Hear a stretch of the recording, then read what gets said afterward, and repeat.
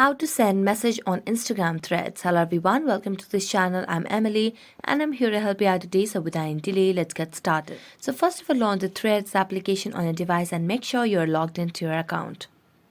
Now as you're logged into your account, tap on your profile at the bottom right corner of the screen, and here you can see this option of edit profile and share profile. As you tap on the two lines at the top right corner, you can see there's no options of DM over here. So let's go back to settings or profile, and here you can see the option of Instagram sign. So let's tap on it and it will lead us to Instagram account of ours.